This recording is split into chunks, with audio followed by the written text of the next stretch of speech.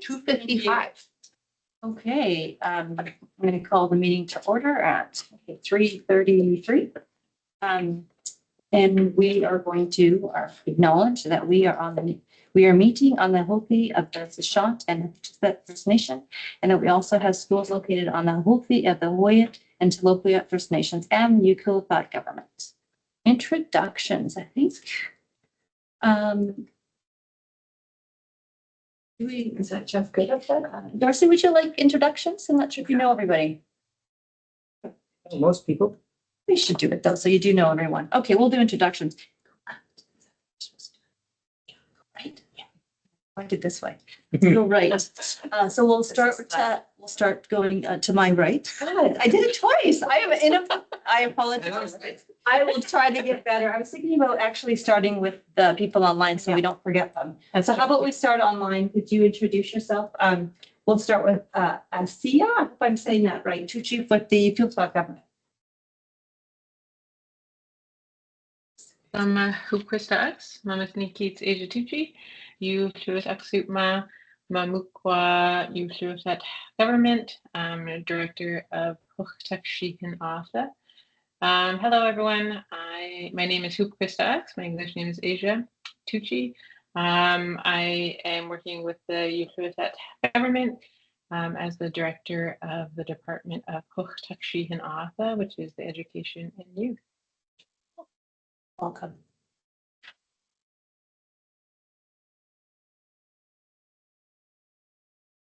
Cynthia, would you like to introduce yourself? Sure. Cynthia Orr, Chair of the Board of Education.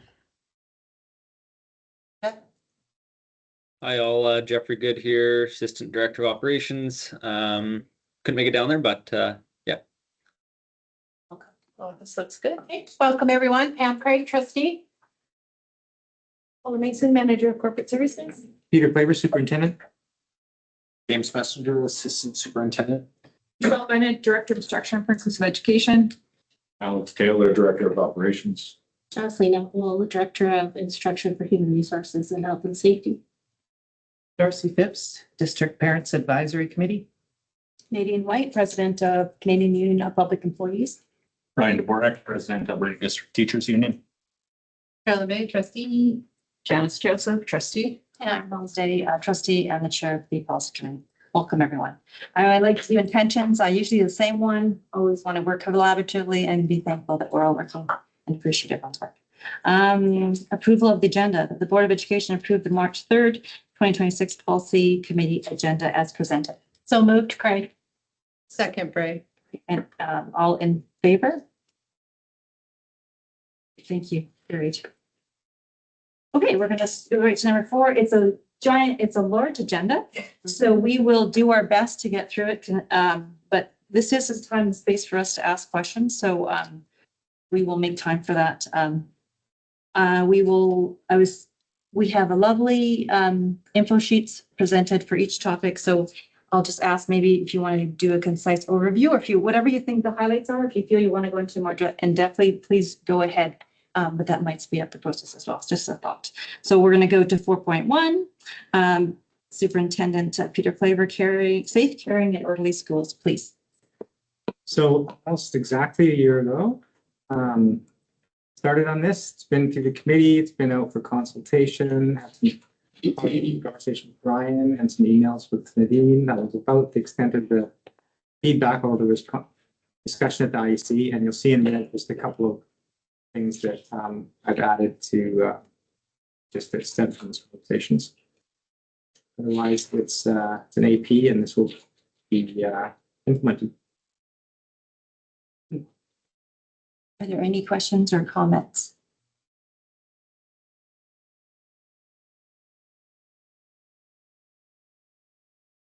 I think I have some. I'm sorry, I'm just trying to look through my million notes that I have.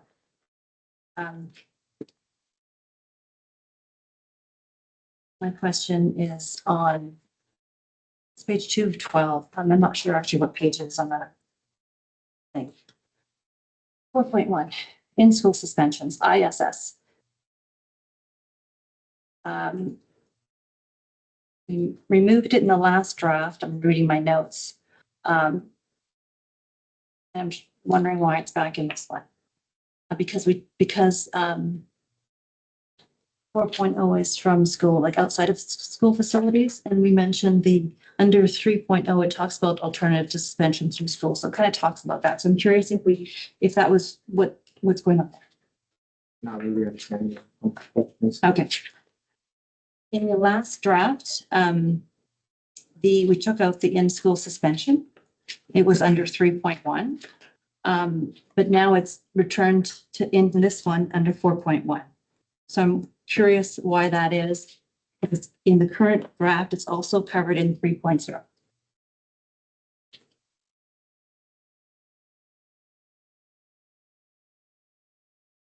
think it's because it's sort of part of the progression. There was a numbering issue, so maybe that's part of the confusion. They had to rework some of the numbering. But it follows a progression of suspensions, in-school suspensions, suspensions of less than 1 day, suspensions of between 1 and 5 days. 1 to 5 days.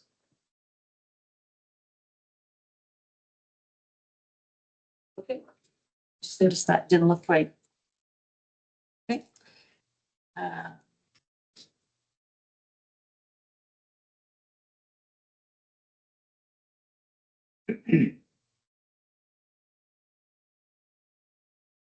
I'm just checking. That's okay.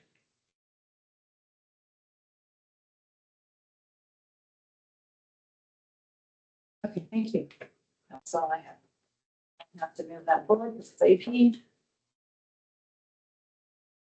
I'll move on. I don't see any comments to 4.2. AP 440 Employee Performance Assessment, Director of Instruction, Jaswal Atwell. Please. So for this one, we pulled the policy out of the AP.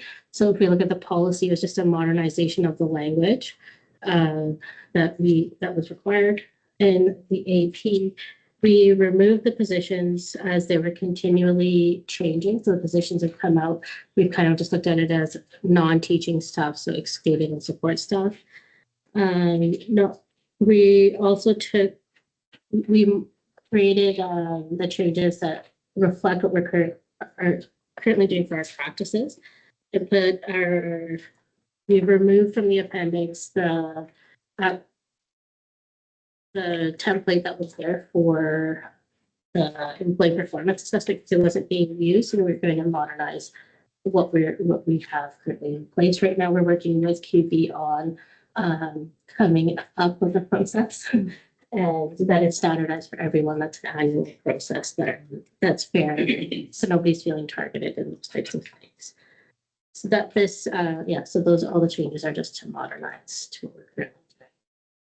Thank you.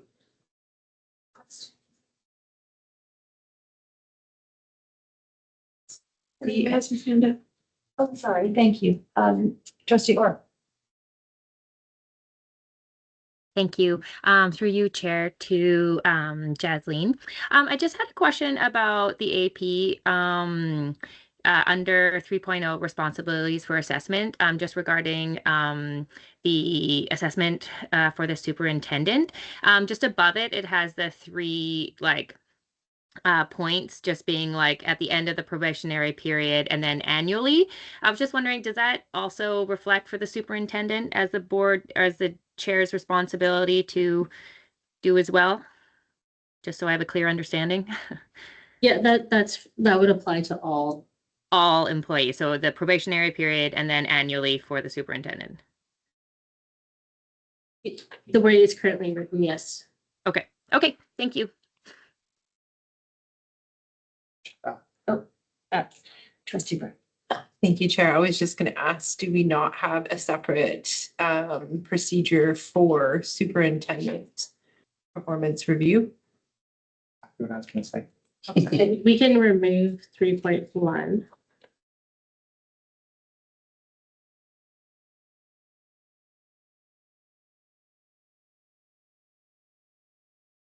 AP 2100 is the superintendent performance.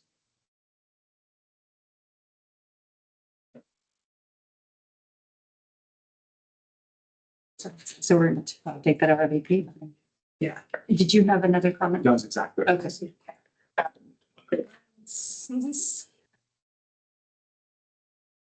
Just, I'm gonna ask about. um, I know I want to say director.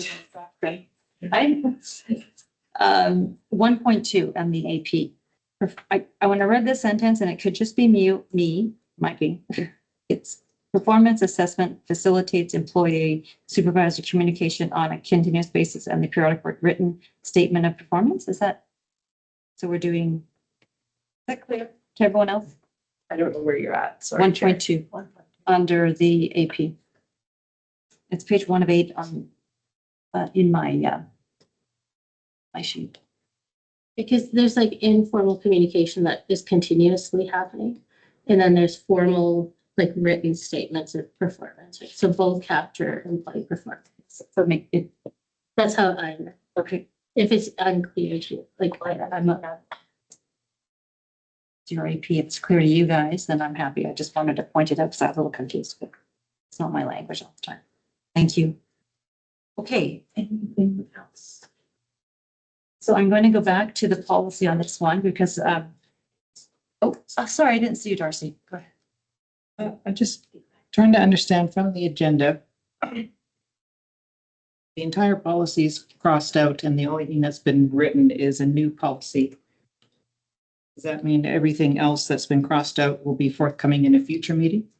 So what, with a lot of our policies and APs, they're originally written together. So there would be a policy section and an AP, and they might be listed under the APs or the policies. So we've been endeavoring to separate them. So this is an example of a, it's originally an AP that had both. So the format is we present the whole thing, strike out all the things that we're changing, that we're taking out. So you see what it was. Taking out on the policy part. Yeah, and any revisions are in colored or rewritten. So Okay. does that make sense to you? The only part I'm confused is whether or not we're discussing the procedure as well, or just the policy. We did both and one there, Okay, but is the procedure staying the same? so Because it's all crossed out, I assumed that we weren't going to be discussing any of it. so the first page is titled XX Employee Performance Assessment, Non-Teaching Staff, and it says policy beside it. Mhm. And then the one after that is 440 Employee Performance Assessment, Non-Teaching Staff, AP. So that indicates the admin procedure. So both of them have been updated. Oh, okay, sorry, I didn't scroll that far. There's a lot of pages there. There are. Consolidate. Okay. Right, so I'll just go, so the policies do need to be moved forward, so need consensus to move this to the next public board meeting for to go for approval for 30-day consultation. Good with that. Okay.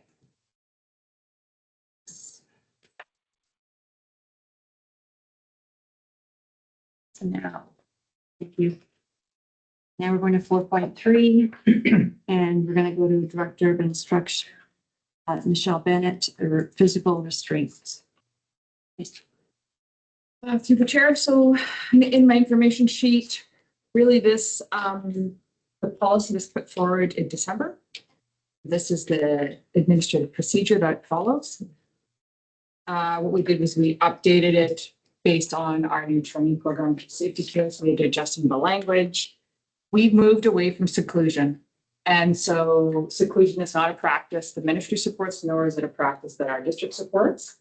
And so you'll see the language in here talks about physical restraint and separation of students, which we do, and the ministry supports under guidance and planning and attention. And so we've aligned the AP to reflect separation of students, and that can look in lots of different ways. And it doesn't necessarily have to be separation from the class outside the classroom. Sometimes it can be within the classroom. So we wanted to be clear about that. We wanted to talk about the explicit training around physical guidance, which is also supported by the ministry. And we have, that's based on research. And so really what we wanted, the reason for removing seclusion is there's lots of research that says that seclusion is harmful to kids, and we would like to intervene later than that. And that really correlates with our practice around violence in the workplace, right? So it does to keep everybody safe, staff and students safe. And so you'll see all the changes in red. Lots of different language, some new resources in there. And a change in the appendix 1, which is the form that we want staff to fill out if in the urgent situation where physical restraint for safety purposes does have to occur, we would like to document that. And in this form, you'll see some of the changes are looking at, we're correcting our language to be current, so ministry designation as opposed to special education. And we also have in there wanting to indicate whether the member was safety care trained, because we know that currently we don't have all of our staff trained in that. So that will alert us to go in and train if someone doesn't check that. And then we also want to take out parents because they're not really a part of the initial debriefing with personnel. That's not appropriate. So, but we do recognize we want to and are committed to following up with parents when a physical restraint occur. And so that's why we've changed that bullet in their subsequent parent guardian follow-up update. And then also just to change that it comes to my self-directed instruction.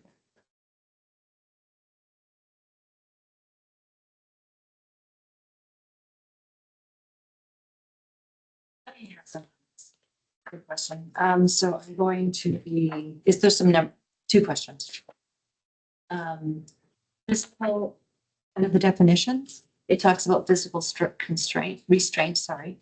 And it talks about physical escort. Yes. And then over under the guidance, it talks about physical escort. It's the same three topics are covered in the Yes. definitions and in the guidance. So it's more,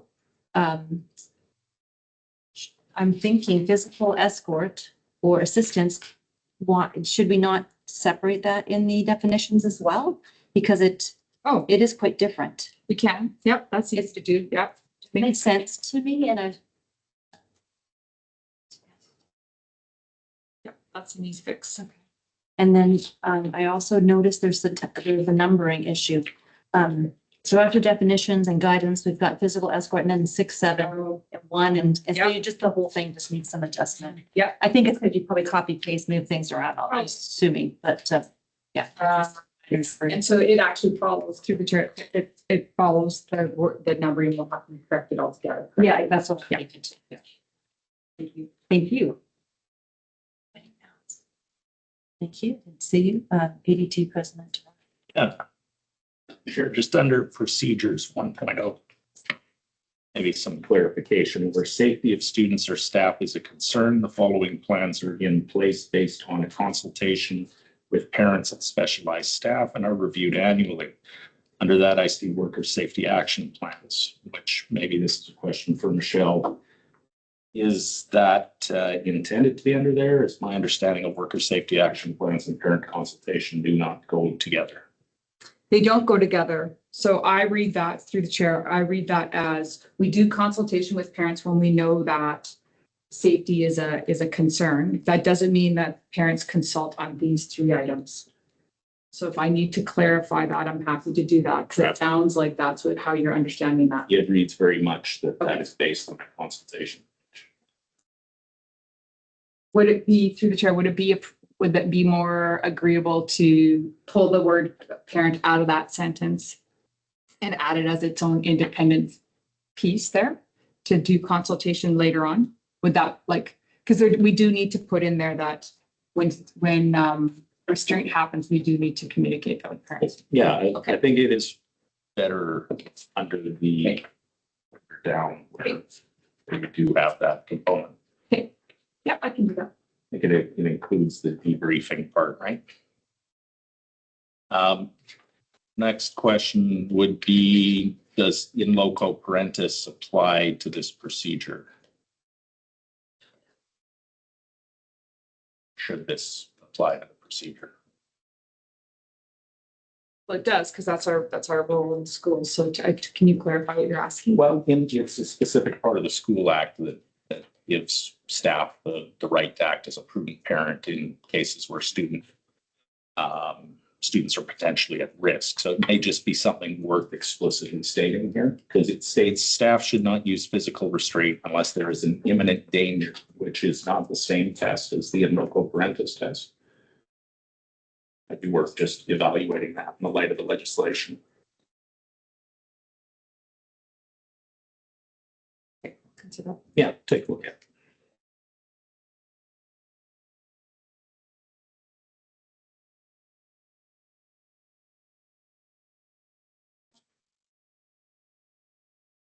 Thank you, Dr. Bennett.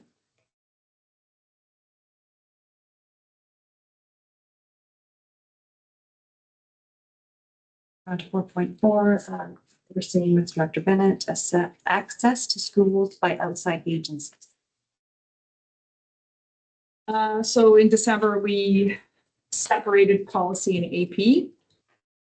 And so at the time of December, we just put through the policy, and now we've made amendments to the AP, which there actually really wasn't one. So the existing policy was actually identified as an AP, but it wasn't really a policy. So we've written an AP, which is what you have attached here. I think the pieces that I would like to have the board note is the addition of guiding principles, which guides our practice around access to schools and to students from by outside agencies. We want to be really clear about the differences between authorized and restricted access. I think that's very important. We work in a unionized environment. We need to take that into consideration. We also added a recognition around our Indigenous community services and the district's intention to support the services from our nations to support Indigenous kids. So we wanted to be explicit about that. But we also wanted to, in that recognition, we also wanted to recognize that we have a responsibility to uphold the collective agreements that our units have. So you'll see definitions in here and procedures.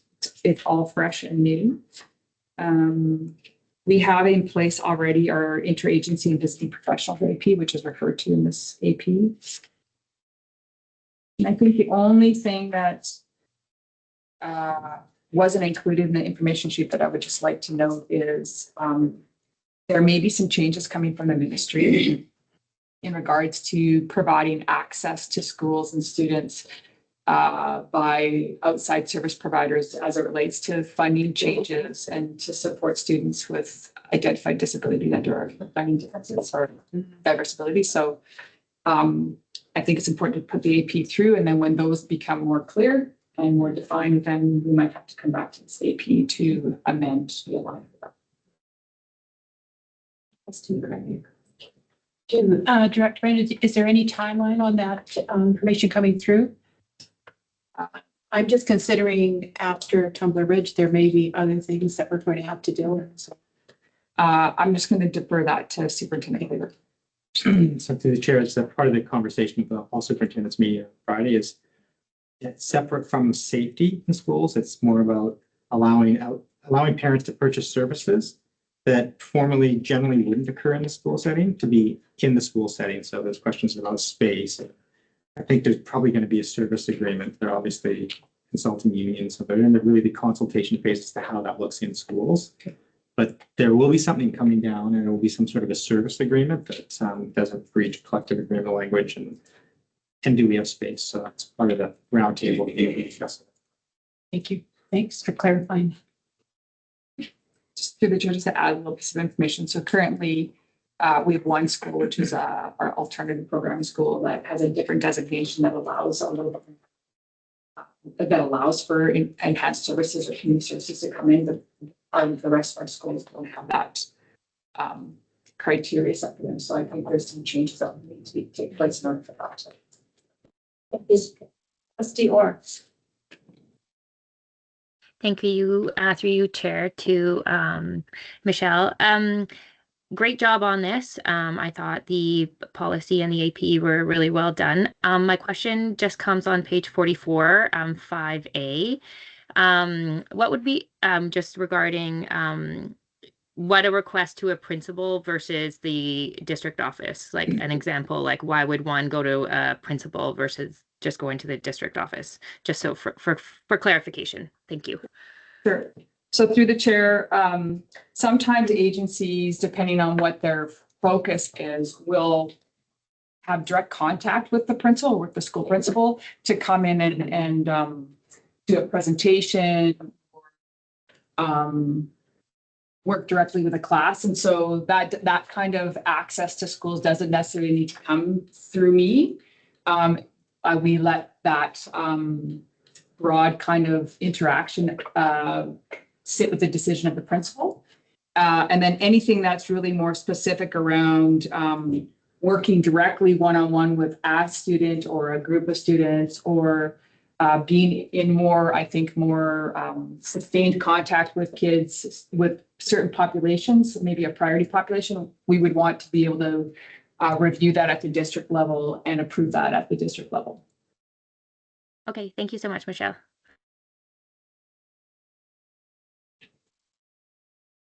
Few questions for you.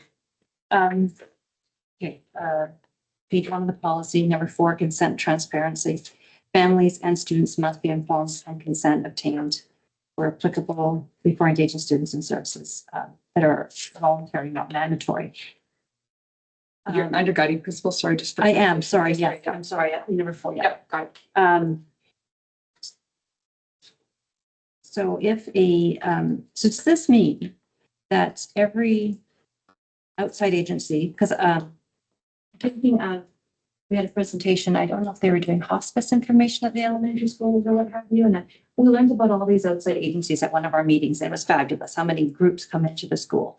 So my child is at school and they're getting this bereavement or sex ed. Sex ed might be in a whole different, it's health now, isn't it? Pardon me, physical health. But anytime there's something not in the curriculum, well, like, do I, as a parent, when I get informed every time, like if you're in, do you need my consent if someone's going to teach DARE is a good example, like DARE programs come, they don't, again, an old example, but something that I can relate to. So do we need consent every time they come?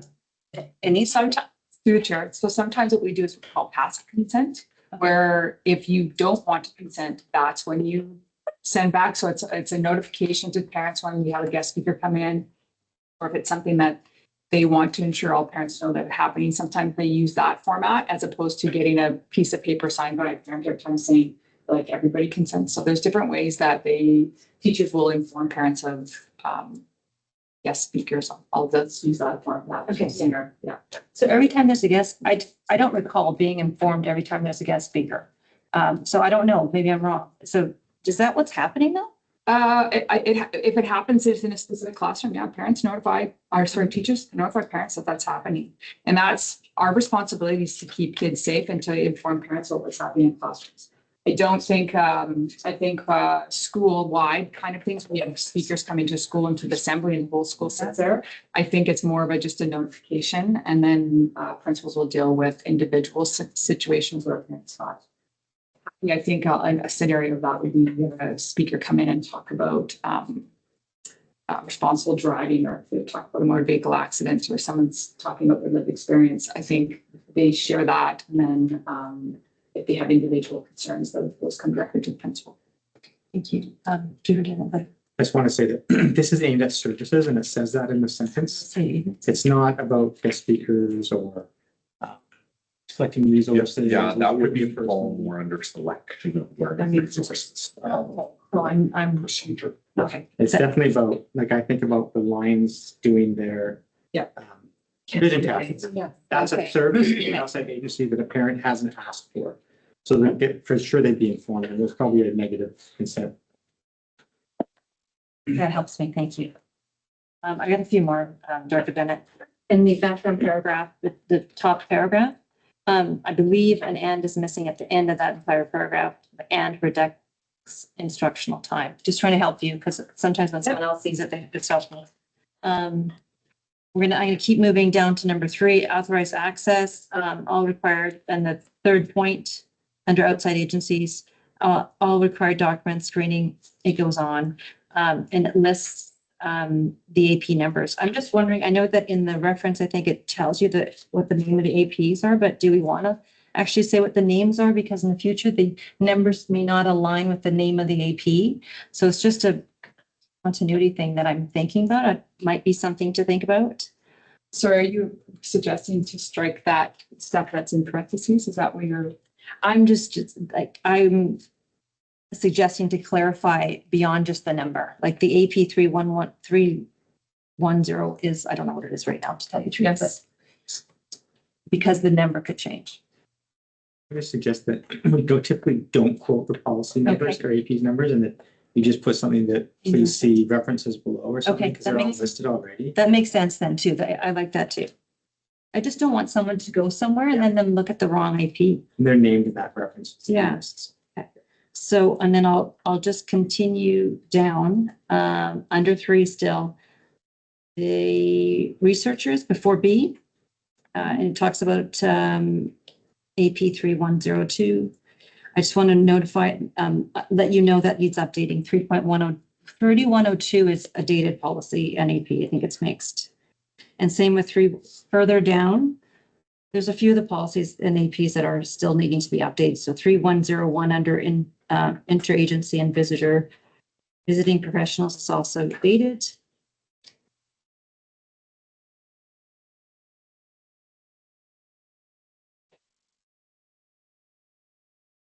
Jump back up to another section, sorry, Dr. Bennett.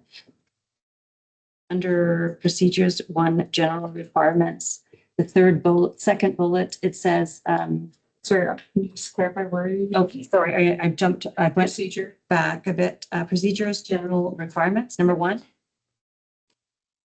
Second bullet, sign in and where district issued identification.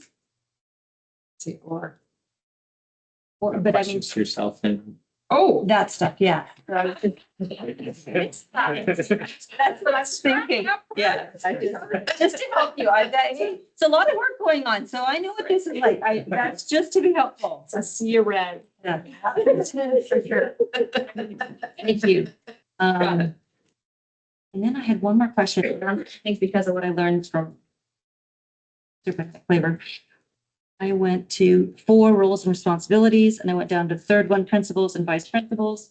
And this is like who can, whose role and responsibilities to kind of authorize things. So principals and vice principals can, when they authorize or deny school level visits, do you guys, like, does the superintendent or the board office know about this? I'm just curious about. I'm sure that principals and vice principal would follow all procedures, but I mean, if there was ever someone that came in that wasn't, would you know if they brought in someone that didn't quite follow procedures, even though their good intentions were that they would follow all our practices and appropriate presentations? And so when it says they can authorize it. I think if I'm understanding what you're asking, so can I clarify what you're asking? What you can. You're asking me, is that appropriate responsibility for a principal, vice principal without the district level known? Is that right? Yes, thank you for, yes. Okay. I think in practice, if we had approved a visit for service and something had occurred where the principal felt like they needed to deny future access, the district would be alerted to that. Yes, I think that's in practice that would be. However, we're not in those locations. We would like to be able to provide principals with a quick opportunity to decline service if something was to arise in the moment, as opposed to having to funnel it through us. Like I can't think of a scenario in this moment, but our communication would absolutely be in place to let them, they would inform us if they had declined somebody. And authorizing it is the same situation. Same thing. I mean, we approve it, like a visiting professional, I'll give you an example. We approve it at the board office level. We notify the school, but at the end of the day, the principal is the face. When they come in, they have to check in there. And so if there's something that's not right, or if there's something amiss, then we need to be able to let our principals ensure safety and building. Thank you. Yep. 82 President Clark. Thank you, Madam Chair. Under 3.0, just a language thing. It says superintendent or delegate. I think the majority of the APs say designate. Not a big deal, but maybe good to align that language one way or the other. And then I guess second question through the chair to the superintendent would be bullet point 4 under number 3. Groups whose values, messaging, or activities conflict with BC public education commitments to non-discrimination, inclusion, and safety. Given that typically is for like agencies and things like that, how would you vision, what could you vision that looking like? You want the AP here? The AP, I'm looking at 3 authorized access. I don't see the Yes. 4th bullet. Keep going. Next page. Oh, groups whose values. Yeah. Be restricted, under be restricted access. Just wondering out loud what that might look like. I've touched it like 300. I think if we had anyone that came in that had any kind of banter on discrimination, like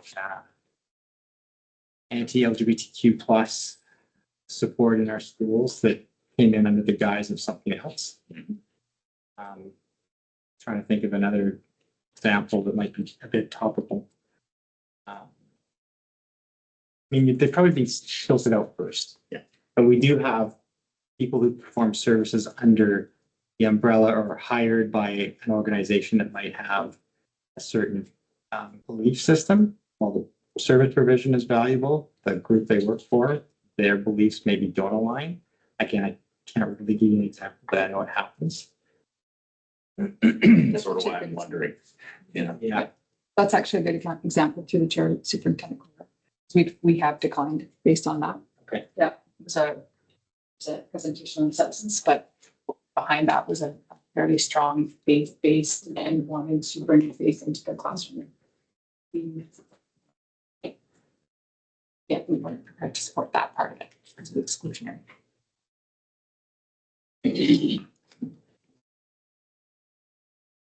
Thank you. I don't see any further questions. Maybe Dr. Bennett. Now we're going to move on to, we'll stay with you again. We're going to do 4.5 violence in the workplace, please. I just, before I get into the information sheet, it's, I just would like to express gratitude and appreciation. This is a collective effort and was generated out of many conversations. So just a deep appreciation to AD2 and QP, as well as senior leadership and their PDP representatives. We met had lots of, I would say, rich conversations where we were able to be very respectful and appreciative of different perspectives. And so that's a really, that's a strength of this district. So I just would like to say that. So you'll see the AP was updated in 2024. However, lots of conversations with our PDP group plus AD2 and QP. It wasn't functioning very well. And so, and there was concerns around increasing violence in the workplace and a need for us to review it. So we came to the table and we did that. This is, I would say, a significant change from the update in 2024. It's very much rooted in WorkSafe BC language. I think through conversation and building this AP, we recognize that as an employer, our responsibility is guided by WorkSafe. It's not guided, it's actually dictated by WorkSafe BC and how we respond to violence in the workplace. And so when creating this, I wanted it to reflect that. And you'll see in this AP, there's a reference to a district health and safety manual, which is not attached to it. To be transparent, it's not created yet. However, there is a place for this district to utilize the joint committee, which is our district health and safety, our occupational health and safety committee, which has other people sit on it, like Director Just gonna say Director Alex. It's not gonna be Director Alex. But the Director of Operations and the Director of HR sit on that committee, which I think is really important. And so there's more work to do around violence in the workplace, and we wanted it to be in the right place. And that district occupational health and safety committee meets monthly, and it's a great place for us to work together to develop more clear language for our workers and to have a place to have resources for our workers to go to, and to have the presentation of what needs to happen next when a scenario comes that is in language that is not, kind of heavy governance language. It's language that's relatable and easy to understand for all staff. And I think that's important. So it's easy to get confused in policy language. So we wanted to make it functional for our kind of the gist of the information. Thank you. Oh, Trustee Orr. Thank you very much, through you, Chair, to Director Bennett. In your last comment, just regarding like clear language and all that, just the first definition, violence, I'm sorry, I find it very difficult to understand. I don't know if anybody else does, but I actually thought the definition of violence, just the first paragraph, was a bit difficult just for me to understand. Maybe other people understand it, but I just wanted to make that comment if you were trying to make it clear and kind of a bit more, not so high level, I guess. Thanks. Through the chair, just so Trustee Orr, this language comes from WorkSafe. And so if you're suggesting that we simplify it, I think we could go in and consider that. I think one of the things we wanted to do is make sure that we maintained our definitions aligned with WorkSafe BC. So there wasn't room for interpretation about what violence actually is. Yes, fair enough. I understand what it was trying to, I understand what it's trying to say, but I just thought it was very complicated in its wording, but I totally get where you're coming from. Thank you. I can go back and look at it. No, I just want to make the point that this AP is not for the general public. Be really clear, this is purely for employees. Applies to nothing else but employees. So I think it's really important that we use the language that's in the Act to be completely aligned, so there's no misinterpretation. Any interpretation, they can speak to one of the union presidents or Michelle.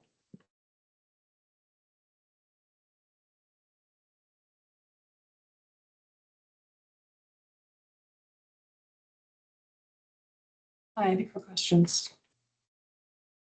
Just trying to see how pertinent they are. I didn't understand, I guess, before I'm asked. So I'm on the second page of the AP, the very end, near the bottom where it says workers. The fourth bullet says also see regulations. So what regulations? Does everyone know what that means? I don't know what that means. Through the chair, yes. Okay. WorkSafe regulations. So WorkSafe, see WorkSafe regs, okay. Madam Chair. Uh, Along that same point, I think that's a typo, Michelle. I think that in our feedback, the also see regulations would have fell under the Joint Occupational Health and Safety Committee. That bullet should go to the next level. Is Yes. that under joint?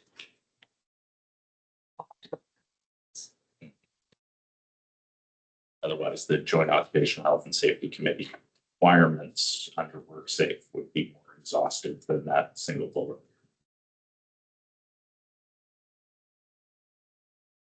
Certainly add WorkSafe BC to be clear. That's not a hard thing to do, but I'll go back and look at it. A couple more. I think I'm on the, they're not numbered, sorry. 1, 2, 3, I'm on the fourth page. And I'm under personal protective equipment. So the district will make best efforts to eliminate risks of violence, and where elimination is not possible, we'll make best efforts to minimize risk factors. That's personal protective equipment. Like I sound more like training when I'm reading it. I was a little confused when I read that and thinking that it's personal protection to make sure that they're reducing the risk. Is that Devon? Is that what it is? It's personal protective equipment, like for me to put in an exhaustive list to be very difficult. So it's the intent of a broad statement like that is our responsibility to eliminate risk and eliminate violence. And where that's not possible, it's to mitigate risk. And so whatever protective equipment we need to try and do that is what we're going to do. Okay. Thank you. And then you have a couple, I didn't know what this is and I have to ask. So I'm on the following page. Under formal documentation, the second bullet, a worker is responsible for, and then it's number 4. The injury of accident results or is claimed to result in the breakage of an artificial member. What's an artificial member? Is that a leg, arm or leg? That is. Sorry, I just couldn't. Through the chair, I'm just going to defer to, and it could be a typo. I believe that's something that comes right out of WorkSafe BC Form 6, and I'm just going to refer to director. Yeah, that is in the WorkSafe language. It's a direct quote from the WorkSafe language, so it's included there. The artificial, yeah, you're right. Like it's those, like any type of artificial. limb. Okay, Yeah, I just read it. and went, oh my gosh, what are they talking A about? limb is the same. I mean, member? A member in the limb is the same. Yeah, I know. Okay, just wanted to, because I thought, am I the only one that doesn't know what that means? And then again, I might just, you guys know it's language, but the bottom of that same page, mandatory investigation. The investigation must be completed. It goes on in section 71 and 72. Again, is that a WorkSafe? Like, Yes. okay. I just, okay. That was it. Oh, no, one more. Sorry. The last page is site level checklist. It's not listed as an appendix or anything. I couldn't find it, sorry, in the AP. So is there any reference to this, or is this like, where is this? Why is it not listed? And then I have one more comment on it. To the chair, this is an additional document. It was not listed in the original AP that I messaged. Okay. It is, I can put appendix 1 on there if that is preferable.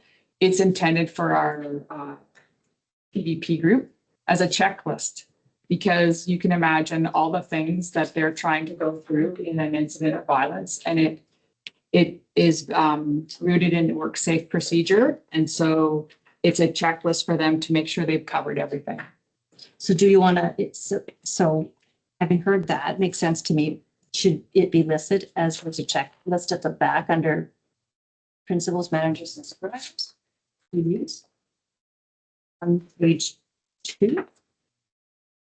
Responsibilities. I don't know. It was kind of hanging at the back, and I read it, but didn't know why it was there, and I didn't like, would anyone know to look for it? You guys, I guess, would, but. Through the chair, I think, I guess my placement of that there is as a tool, a recommendation. Okay. Have I made it mandatory? No. And so I think if I'm going to make it mandatory, I would embed it in an instruction in the AP. So that's the preference of the board. I can do. It's completely your staff's AP. I was just, but I know to look for it if it doesn't say go to. There's a nice checklist at the end of mine, but you guys might know this because you're in discussions and stuff. My recommendation, Michelle, would be under your responsibilities, principal, managers, and supervisors. Sure. Put it where it says review site checklist, site safety checklist. Sure. Just through the chair, do you want me to add appendix 1 on there as a title? Would that be? It makes sense to me just to follow how we do the other ones. And then one other thing, I just, looking at the checklist, which I really like. If I was doing this, I'm sure it would be helpful. D, incident response. The third bullet says clear process to remove or isolate individuals causing harm. So again, this is the reducing violence risk and all that. So when I read that, I thought about what we have. We have the physical restraint. Sorry, my notes are so bad in schools. Do we need to reference 5.10? That's the policy, the AP, to if anyone had any questions about how to isolate individuals causing harm. Or maybe you've got it referenced back here. It is referenced in the back under physical restraining students. Okay. Maybe that's enough. Sorry. Okay. I'm just thinking about all those things. When I read this, it's a long night me reading all these I things. think another thing that, through the chair, another thing that would be in consideration from a principal or a worker or a joint health and safety committee is a worker safety action plan. But we don't, that's not a public document, and so we don't put it here, but that is another process we use. Which all makes much more sense to you guys because you're living it. Is what you're trying to say to me. Yeah. Thank you. All right. Thank you for answering all my questions. I appreciate it. Anybody? Oh, I see you. Sorry. I'm sorry. ADP President Dubar. You, here, Michelle, Director Bennett. I got one that looks different. One I see here. It's a nice graphic. It's funny, yeah, I was just gonna say, I saw your diagram. A nice hierarchy of controls. So Yeah, that was an added piece. I thought it added something nicely and, so. But Is I think the content should be the same, see, it should, and it's not. but that's the only thing that's through the chair, is that the only thing missing? There's substitution and PPE has perhaps a better way to address the chair's concern. Protect the worker with personal protective equipment. Okay. That's it, but that particular the work safe piece here did create that nice flow and would need to add substitution. It's not there. Okay, so through the chair. I don't tell you other than how many versions of this do I have? I know, yeah, I like this one. Yeah, I know. To be honest, through the chair, that diagram was in our last discussion and I added it intentionally for you. So I don't know why it's not in. Okay. So, I just suggest that it still needs to go up for consultation so let me to do our the partner edit. groups. So if we send out the correct final version, it can go out to our, those that are impacted, and we'll come back because it's a big and important one. It is. And not unlike the State Carry Northern Schools, just to finalize the final version.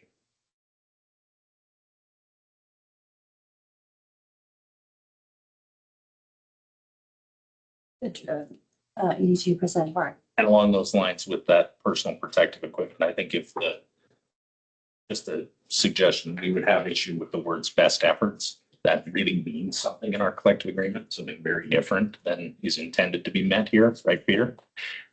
And I do like protect the worker with personal protective equipment under PPE. It maybe is more germane to the conversation. And it's, yeah. Thanks, Ryan. Other than that, we appreciate the thoughtful process that went into drafting this. Thank you. So for clarification through the chair, I'll make the changes and then I'll send it back before we send it up for consultation. Is that my?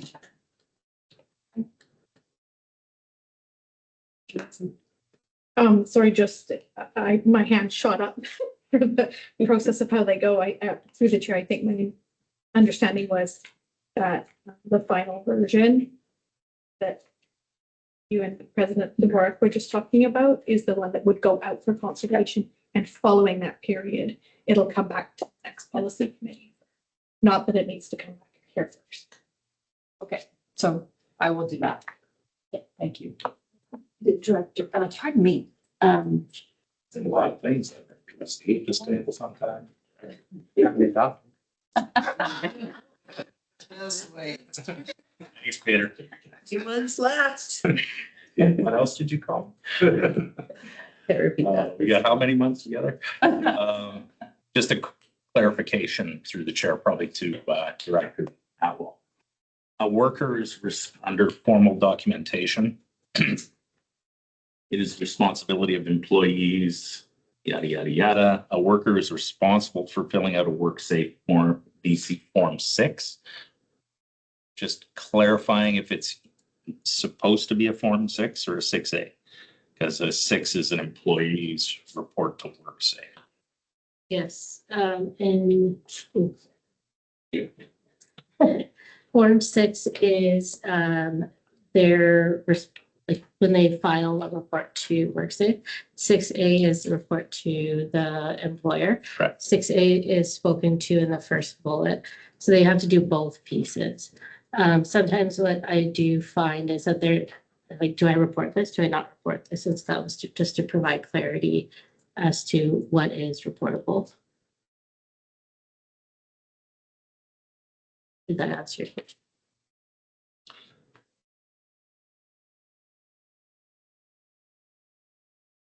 The 6 and 6A are required. Yeah, but the 6A is what's required by the employer. Correct.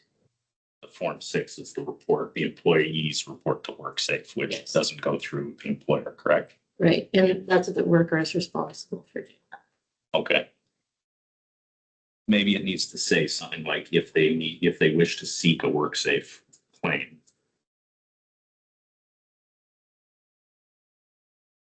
Maybe we can talk about this in a different table too.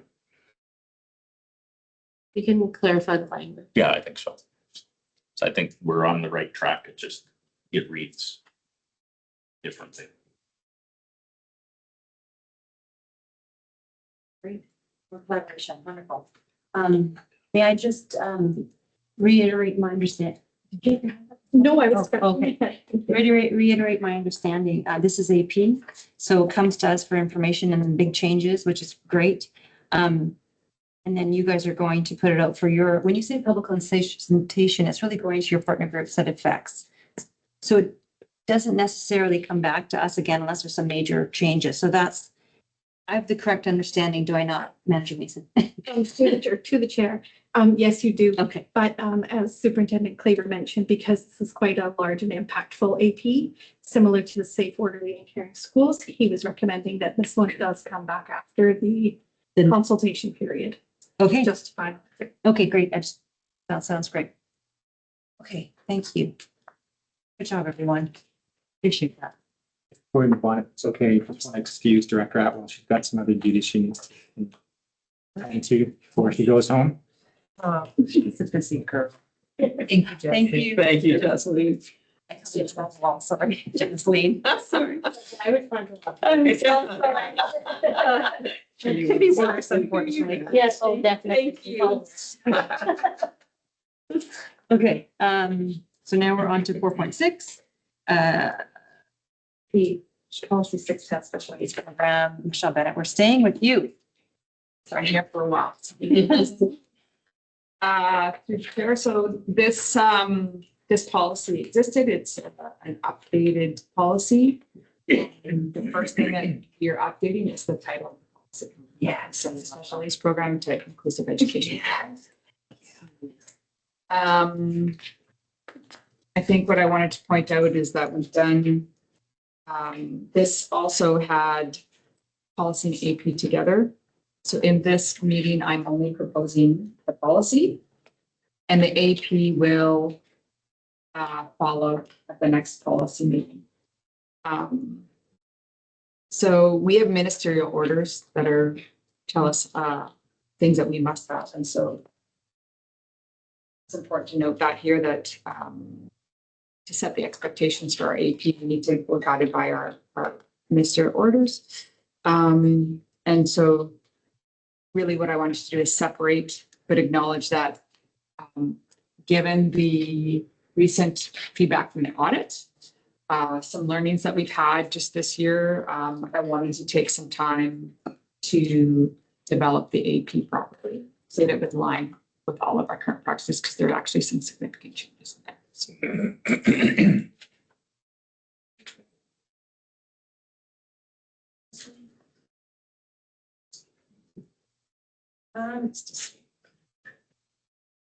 Sorry. Yeah. Go ahead. No, I just wanted to thank you for this. It's really nice to see the change in the language. And yeah, just moving forward, hoping that we can see that language everywhere. Thank you.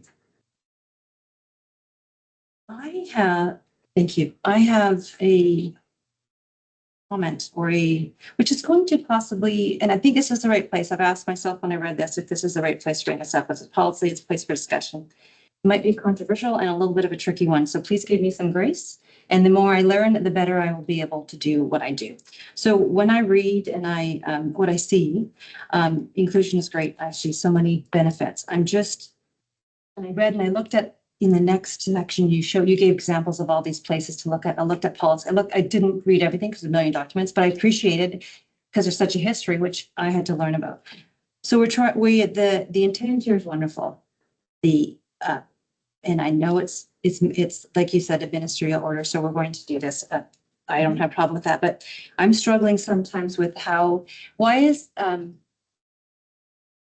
he's got this great work, but I don't know that it's actually the best for our students or for all our students and for our educators.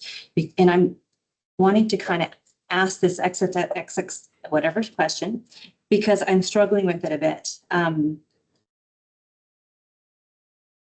Implementing these great ideas is wonderful, but is it the cause and effect the same? And is it the money? Is it the training? Because I see this as really hard to do. I don't know that our diverse ability and disability students or all students, other students are getting the best by doing this. So sorry, I'm trying to do this. It's a tricky question. Sure. So, because I see burnout happening. I see perhaps all students not getting the best education, or the time, educational time is taken away because we're dealing with dysregulated students or special, not enough EAs. Like, I just kind of wanted to ask that. How this is a long road, 20 years if I'm not, or longer, no more, 1990 or something. I can't remember. So. Can you understand my question? Yeah, I think I'm tracking your. Okay. So I feel like, and you'll see some of it, some of the links in the next AP, but I think, school districts and the Ministry of Education, in Shawinigan, BC strive to include all kids and to make learning and education meaningful, to foster connection, belonging, to make that service and support equitable, to meet kids where they're at. You'll see actually, and if you read the Support Services for Schools ministerial order, and it's a link, so I encourage you to go take a look at that, M149. It talks about, not support services for students with disabilities and diversity, the previous ministerial order talks about aspiring to be an inclusive education system, talks about keeping students with diverse abilities and or disabilities with their same age peers, because we know there's a lot of research that supports the social development. And I think there's lots of research that says segregation, where you have students with similar disabilities in a classroom, has its benefits, but it also doesn't have the same social benefits as inclusive environment. But it also says in the ministerial order, unless the student's programming doesn't allow for full inclusion. And that allows school districts, and that is that place where it isn't always beneficial to have students fully included based on their emotional needs, their cognitive needs, their behavioral needs, all those things, and their diverse abilities. And so it gives some flexibility and some room for districts to make best decisions for students through consultation with parents and educators and leaders to offer the best programming that's possible. And so I think that's where we can address concerns. And we in this district, and I think in every district in this province, will have families that don't necessarily want that for their kids full-time. You'll have districts that will see complications with that full-time. So I think that in writing this policy and then writing the AP, and maybe the AP might help answer some questions for you. So I think we always have to aspire for that. And then we address some of the stretch points and the challenges through the different kinds of ways that we can pause or step away from inclusion until we can get to a place where it's safe for inclusion or it's meaningful for inclusion. Because we have lots of different processes and procedures like partial day plans and different kinds of support systems that allow for us to have some flexibility.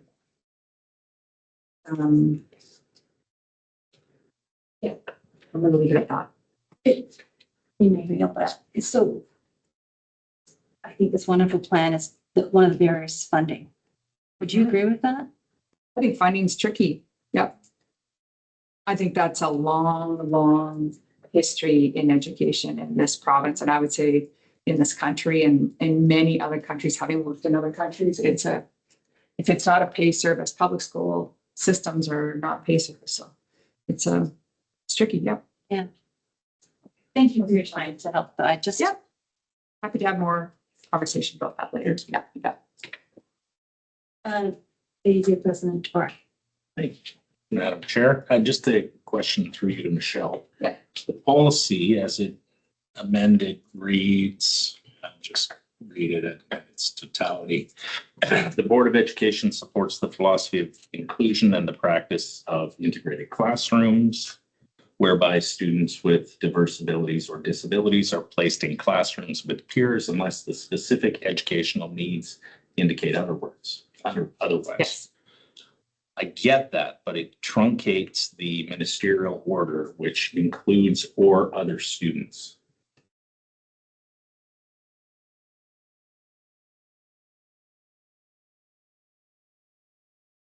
Sure. Are you making a statement or are you asking a question? I guess the question is, was it deliberate to truncate the ministerial order? Or I don't think that the way that's currently worded represents the ministerial order as it's written. Through the chair, no, it wasn't intentional to truncate it. The ministerial order is in place and I can't change that. That guides our practice. So the policy, I wrote the policy, trying not to change a lot of policy, just trying to update it. However, I think the AP might be the best place for us to talk about process that may include, I'm not sure I'm asking what you're, I'm not sure I understand what you're asking me other than was it intentional to truncate? No, but the ministerial order is in place. So I don't get to truncate it. It already exists. So are you asking for me to? I'm just wondering if it's in conflict, like it may just need where unless the specific educational needs of the student or other students indicate otherwise. And it's aligned in that manner. Just a thought. Yeah. Can I think about that? It's Okay. something, the way I it appreciate reads, that. I think it may be. Thanks. So having heard that, are you suggesting that we don't move this forward, that we're going to look at this more and bring it back in the future? Because you may be making an adjustment to the policy, because it would be this to move to the board for consultation. I mean, we can still maybe make a change, but not. Through the chair, I believe that if the policy moves forward, it has to go out for public consultation. And at that point, there's feedback that may or may not come in. This is feedback. And so I still have the opportunity to amend this before it's actually approved. Correct? It would come Is that back my- here. Yes. We come back to the. I think Michelle would indicate if any recommendations from consultation in which she made those changes or not. Okay. Through the chair, what I'd like to do is take the feedback from President AG and consider that and see. Maybe have other consultative conversations to kind of bring.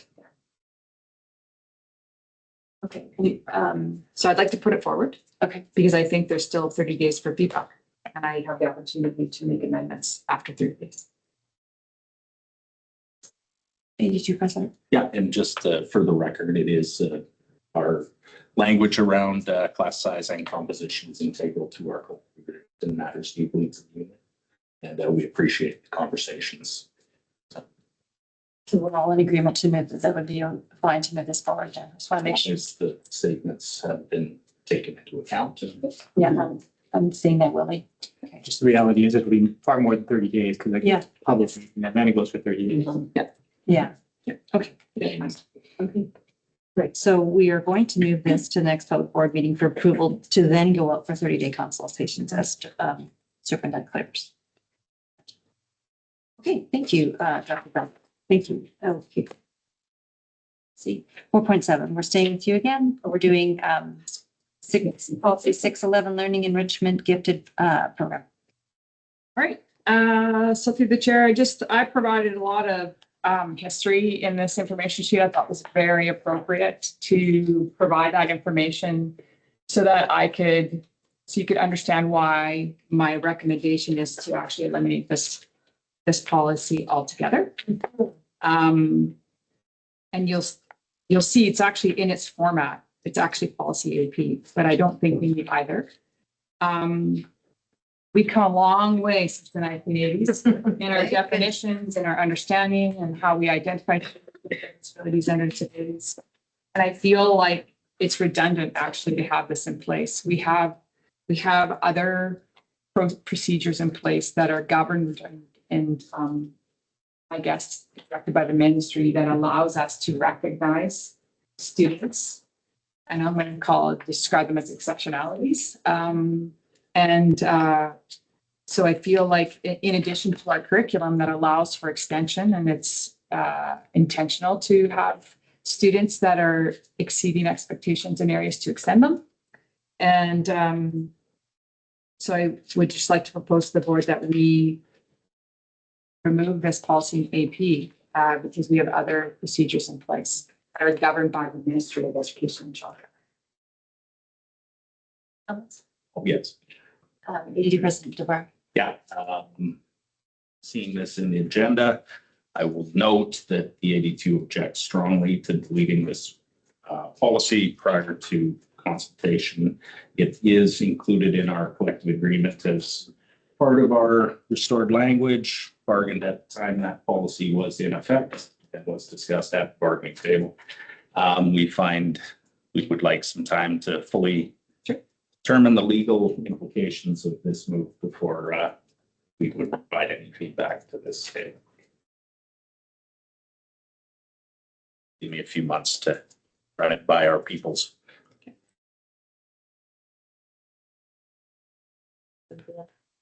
Oh, thank you. Not doing my goodness, everyone's getting somebody today. Trustee Orr. Thank you, through you, Chair, to Director Bennett.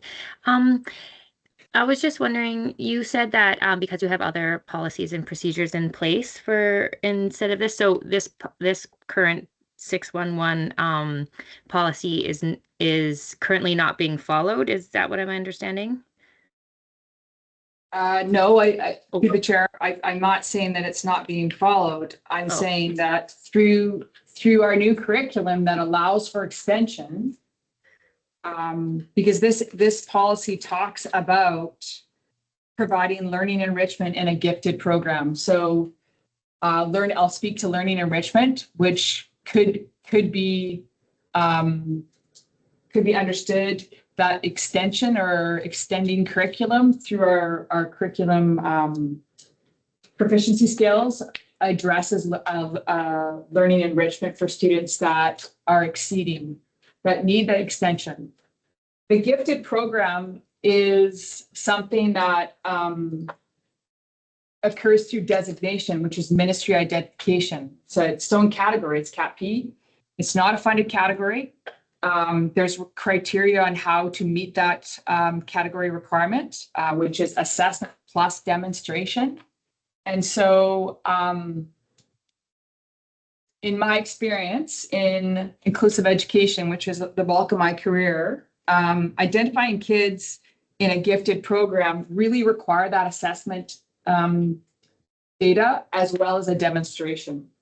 Because you'll often find students that have cognitive scores that are in the gifted area, but actually are not demonstrating the need for extension. In fact, sometimes it looks like a learning disability. We call that like twice exceptionality. So I think we have a ministry process, and it's a ministry policy around the designation. So that's what I mean by a policy is already in place. We have the designation process to be able to identify that and then create IEPs to do that specialized individualized programming.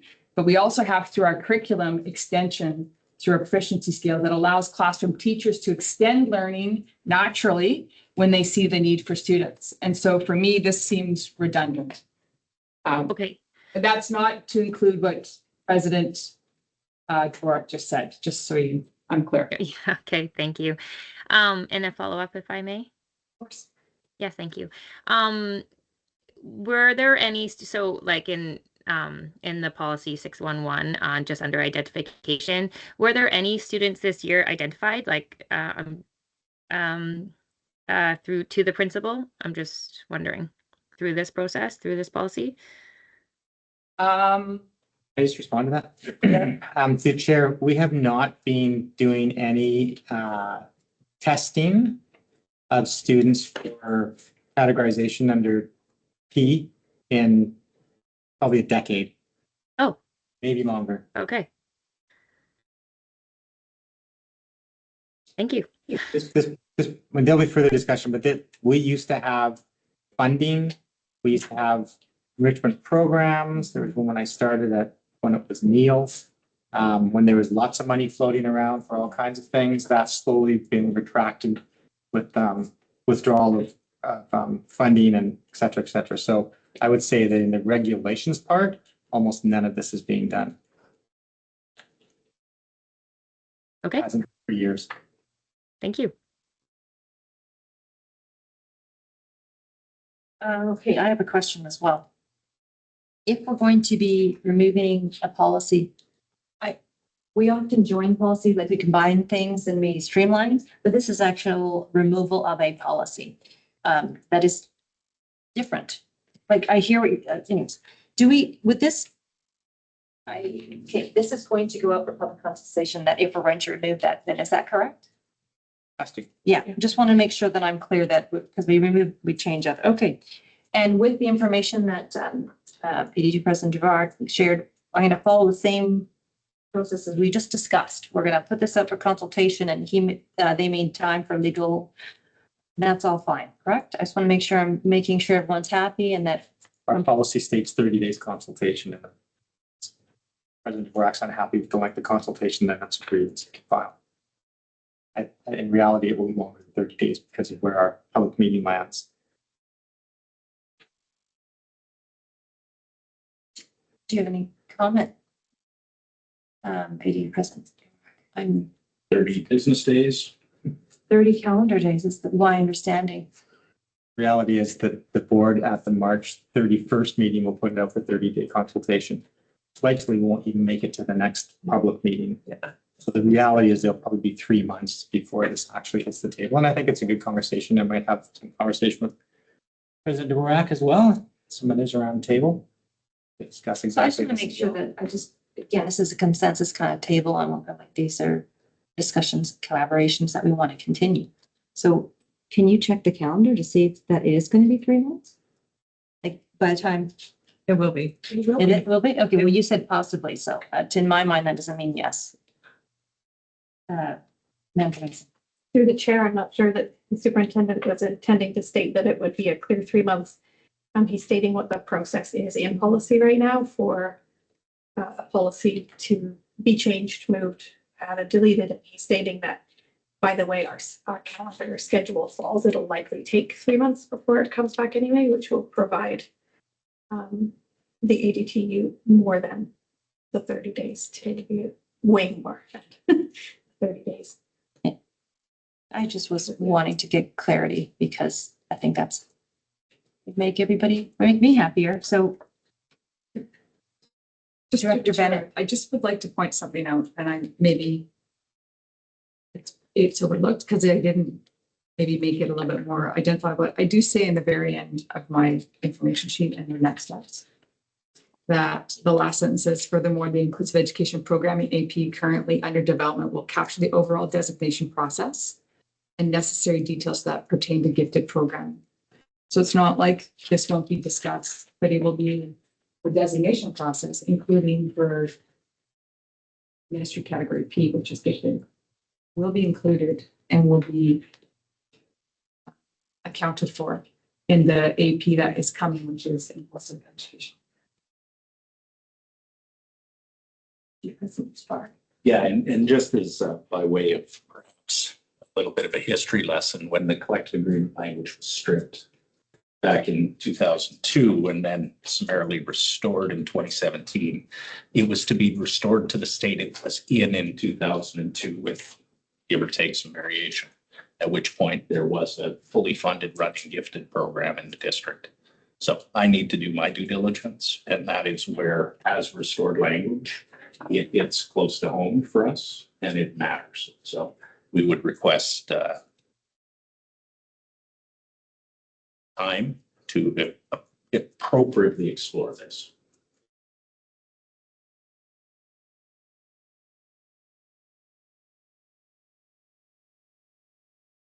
So we will follow the procedure. And hopefully that will allow for everyone's opportunity and feedback. Okay, so we are going to move this to the next public board meeting for approval to go out for a 30-day public consultation. Okay.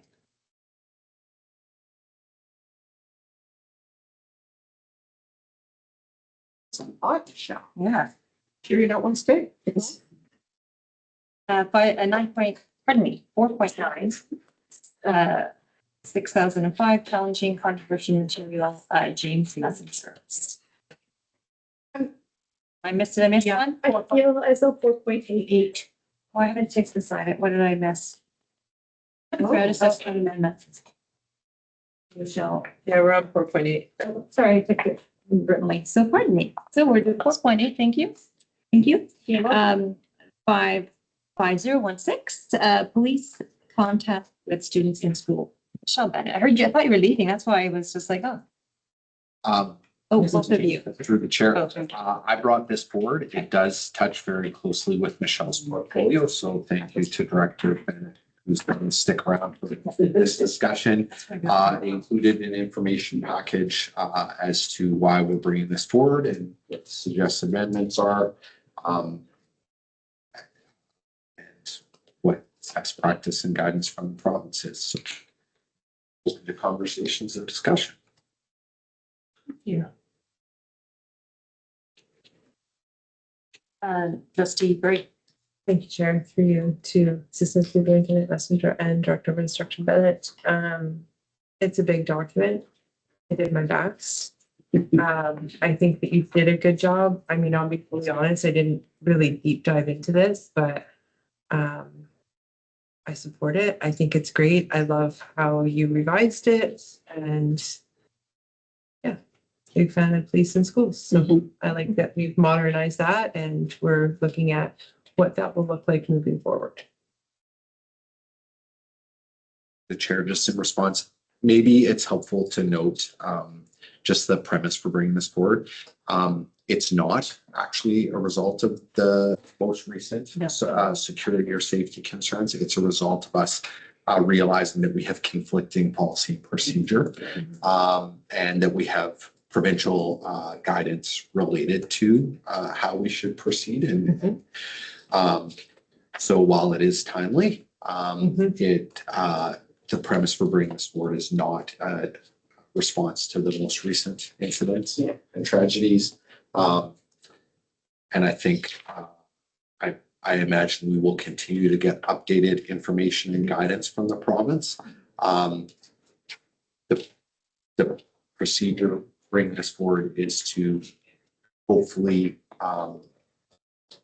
continue to be able to reference that guidance without the need to always come back to detailed amendments of our policy procedure. Yeah. If I could just thank you, Chair, for a follow-up. It's no secret that I am a big fan of a youth liaison officer, and I would be very supportive of that as a trustee. I think our board talks about this. I think one day, if our local attachment is ready with the manpower, that we could have that position filled again, that this would be a great document to work alongside what that would look like. And that's kind of what I was thinking when I was reading this, honestly, was just that youth liaison piece, because I would love to see that happen again. So yeah, thank you. I just wanted to point out, I think, Assistant Superintendent, that this 5016 should all be red. Is that correct? It's all black.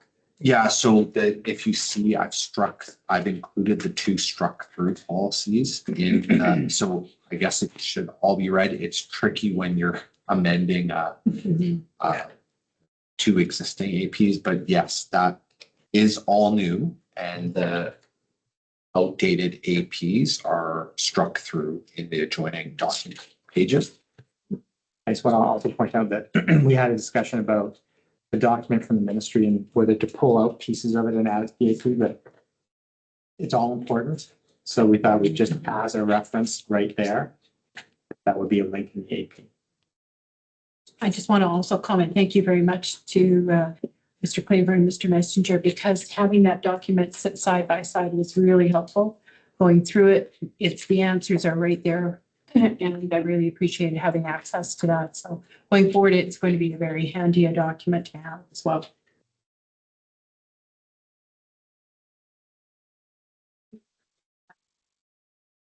Director Messenger, sorry, geez, Assistant Superintendent Messenger. Questions.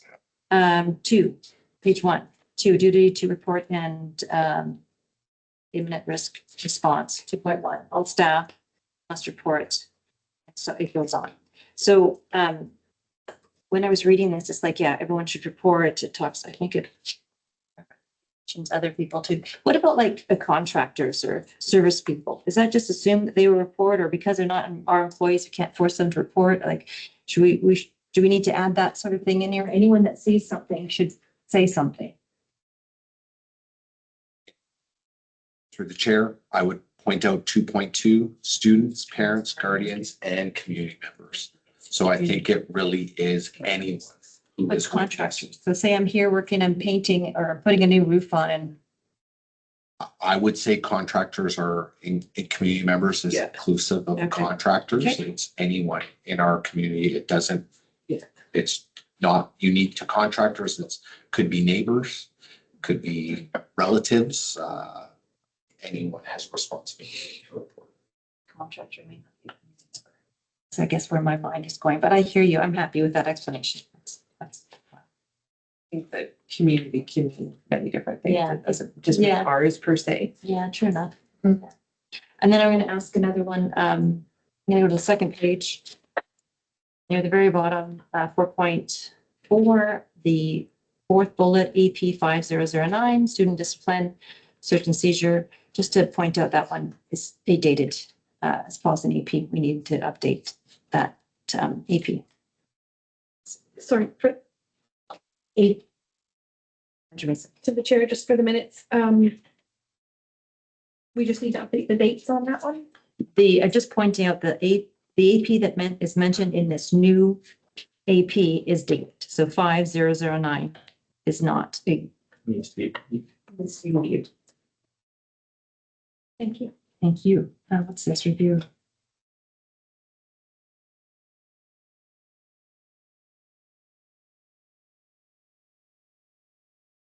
I 4.5, just below that, review of digital content. District's acceptable use policy. That is the cell phone one, right? When we talk about the acceptable use policy, is that correct? I was just wanting to make sure I understood that 4.5 properly. Certainly, it would be in reference to that. Again, I think we talk about some of our recent conversation, and maybe this speaks to the bullet before. I might want to change that to a more general statement, like any relevant admin procedures, because we may update admin so it doesn't get dated. District's acceptable use policies, that certainly would be our cell phone policy and procedure, but it might later include artificial intelligence. Oh, yeah. See, or it might include employee digital procedure and policy. So wanting to remain a bit general. So thank you.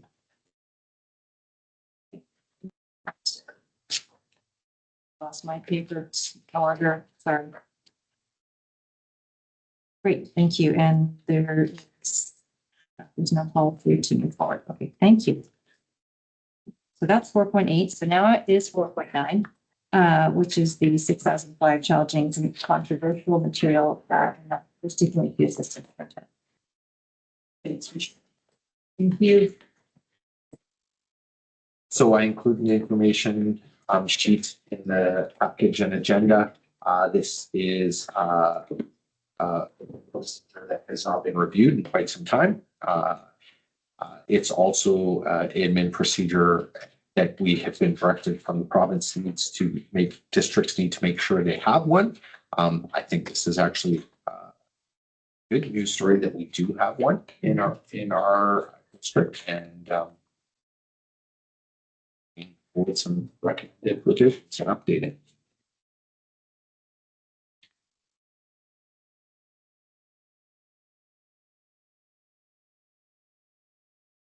Trustee Orr. Thank you. Through you, Chair, to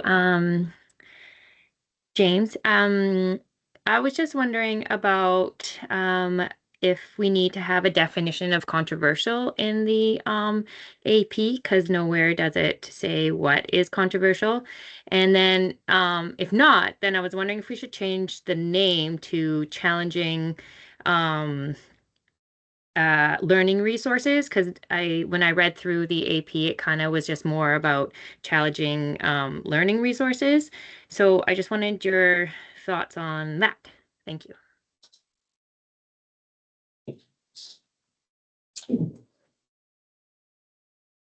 Through the chair, I think what is controversial to one might not be controversial to someone else. And so defining a definition may be problematic. I think the purpose of having a procedure like this is if something is controversial or offensive to someone, there's a process for which that concern can be addressed. But I can maybe reflect on that and also look at the province's guidelines around that and see what other terminology might be used or further definitions. Okay, thank you. Yeah, because when I agree with you, because one person's definition of controversial is definitely probably different from somebody else's.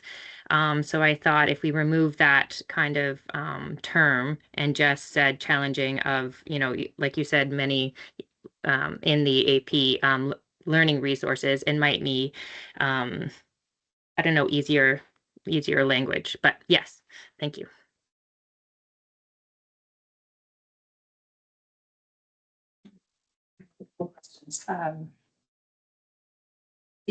So this AP is in response to which policy? Is it the selection of learning resources, 6,000? Is that correct? Correct. Okay, I was a little confused. And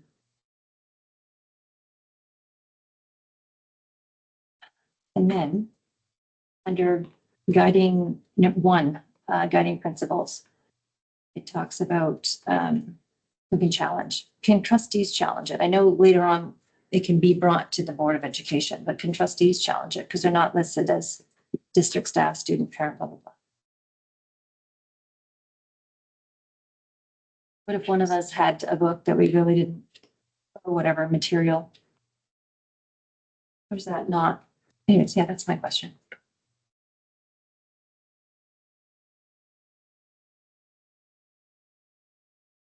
Response to the chair, I hadn't thought about trustees. I need to think about that. Just because they're a person, if everyone can do it. I do know that was intentional to define the scope. I don't think we sometimes see lobby groups and groups outside of our district with little connection bring concerns forward. And I do think we want to narrow it to those we directly serve. And I hadn't thought about trustees. So you'll think about it. Okay.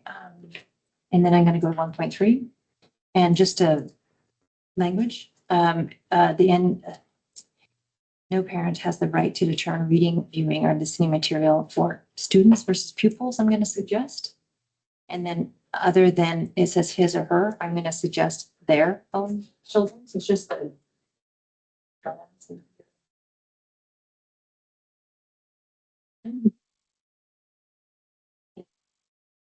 go further down to 2.0, request for informal reconsideration, 2.1I.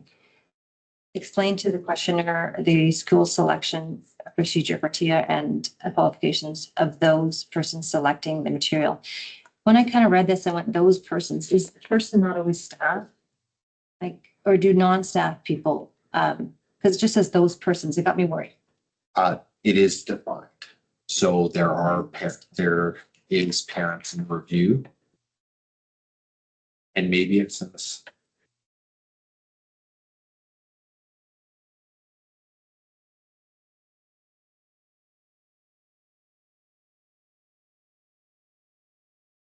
Oh, in the informal consideration. Yeah, that's one.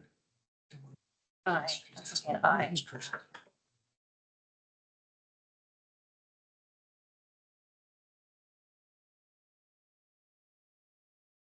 just kind of makes it us, but it made me think, okay, non-staff people ever choosing, the committees.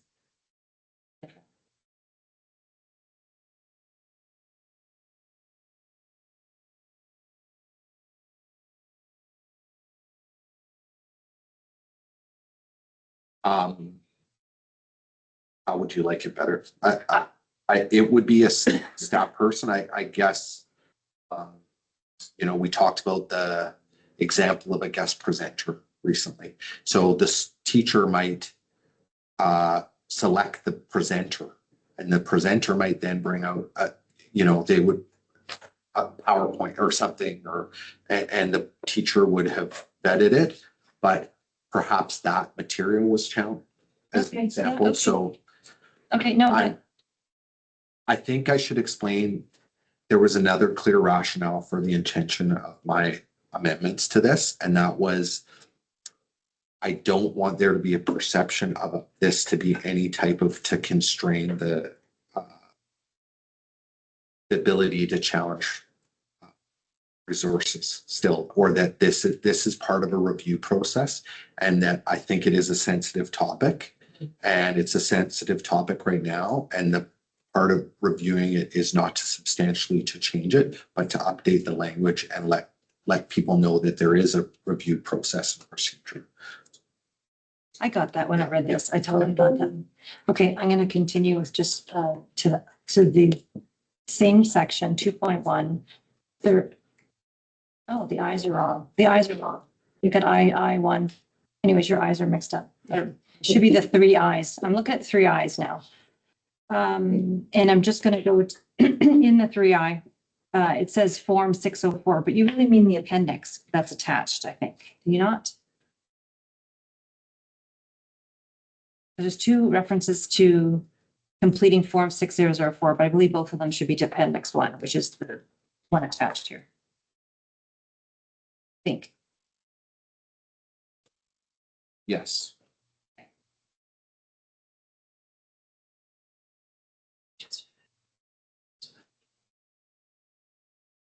And tweak those.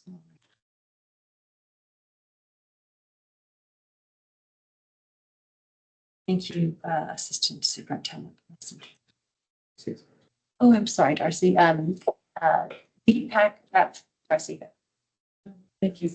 Eric, regarding your question of whether trustees should be inclusive of this policy and pondering it, I think I agree with Mr. Messengers that I feel it should be, this policy talks specific more to parents and trustees, I think, should be outside of the scope of this policy, because I don't think any one individual trustee should be able to challenge materials covered by this policy. Trustees, I believe, have their own mechanisms for bringing a motion to the board, and the board can make that decision. But as for an individual trustee, unless they're a parent or directly involved in the education, they should not be included in this policy. Jessica. Thank you, Chair. I would agree too. It was, actually, think of, like, just when you said, what about trustees? It was like, But now, looking back on it, trustees were not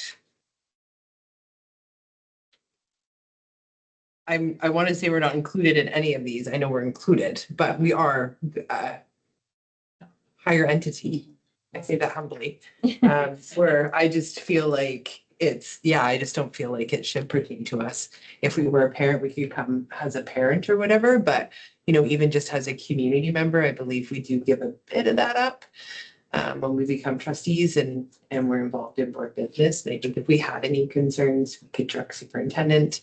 If we had suggestions, we could suggest to superintendent. But yeah, I don't know that trustees should be included in that. Superintendent.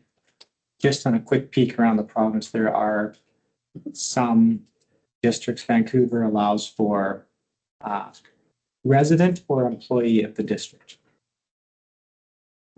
And I think that speaks to the fact that people are paying school taxes and they may have some influence on what's happening in their community. Community norms are different across the province, but others, I know Qualicum just says parents and guardians. Yeah. So I think it's maybe not consistent, but maybe it's a good question for Chloe to actually ask the ministry what their guidance would be on that. Yeah, I would echo what Superintendent Claver says. I think it's a big thing to delete resident from that broader picture. And also under selection of learning resources, the Board of Education delegates the responsibility for the selection of learning resources to the professional staff. So keep that in mind. Yeah, it's, if not, then who would have the ultimate arbitration here set up in the policy, but allowing somebody to challenge it. It's not, it can also be, maybe there needs to be if it's a vexatious claim or the superintendent determines it's insane, on it goes, right? The intent is for a legitimate process for a legitimate purpose. Yeah.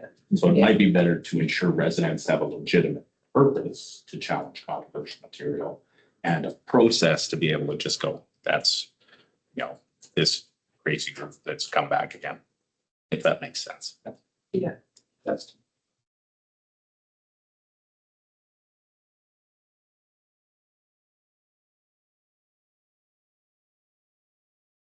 We're good.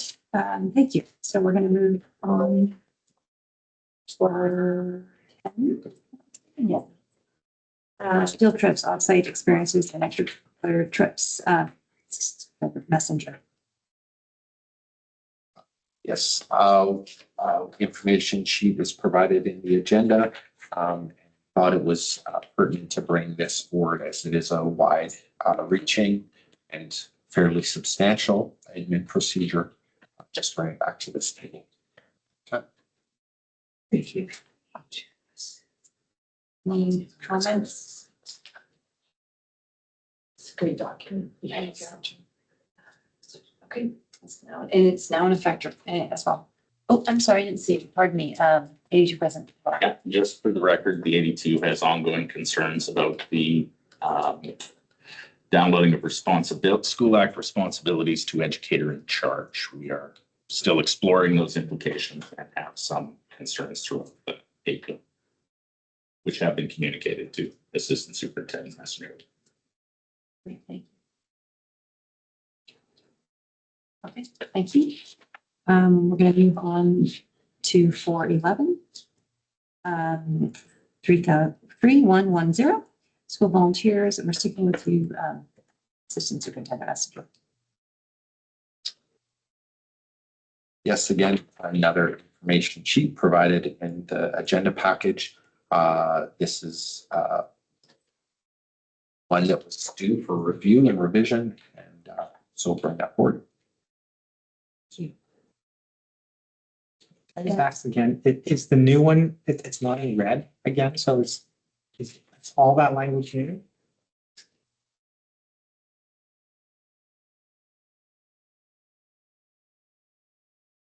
Yes, it is, sorry.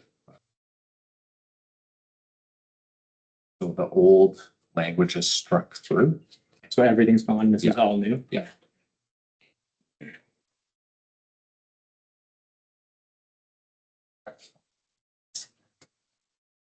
Mine did actually have a space change. Aesthetically pleasing. I like the shade of black. You thought? So Okay, I'm gonna ask you a question, so I don't see any others. First line, issued under the authority of the superintendent in accordance with policy, board policy role of the superintendent. I'm always trying to connect the policy and the procedures where possible. So the policy, what policy is this in reference to? Is it? response to that question, I think and this would be, not all procedure needs to be directly linked to a policy, and the procedure for determining who is an appropriate school volunteer is a responsibility ultimately of the superintendents. So this procedure would, I don't think, in my opinion, doesn't require a separate policy, but it does require a procedure outlining the superintendent, how the procedure for identifying volunteers. Thank you. I'm going to move down to 5.0 confidentiality and privacy. It says 5.1 that volunteers must maintain strict confidentiality. I got it. So I'm thinking I volunteer at the Breakfast Club because it says that I can't, pardon me, volunteers are not to speak about or to maintain strict confidentiality about those bullets, their information, behavior matters, and school operations. So I go to Breakfast Club, I know what's going on, I tell people, oh, this is what we're doing. But like, I'm very literal. Why, what, is there something secret that we can't share? Like, So an example would be, I'm a Breakfast Club at Alberni Elementary School, and I see your granddaughter taking food without asking and wiping her nose and putting it in the carrot bin. And I go home and tell her parent. That would be an inappropriate communication and a violation of student confidentiality. okay, and I see that under student information or behavior, but school operations. And this would be actually a fairly common example. I don't agree that after students eat their cheese toast, that the principal makes them go outside to line up in the rain. Sorry. And